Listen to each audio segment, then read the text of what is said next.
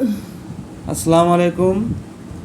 Hi guys, আমি আজকে দেখাবো কাইন মাস্টারে একটা ভিডিওর সাথে আর একটা ভিডিও কিভাবে জোড়া লাগাবেন। তো দেখুন, আমি জাস্ট একটা ভিডিও অ্যাড করেছি। সারাদিন মেকআপ নিয়ে পড়ে থাকো আর একটা কথা বললেই সব সময় মুখে মুখে তর্ক করো, কোনো কিছুই তো পারো না। আমি কিছুই পারি না, আমি তোমার বাড়ি থাকবোই না। কিন্তু এত ময়দা মেখে তুমি এখন কোথায় বেরোলে?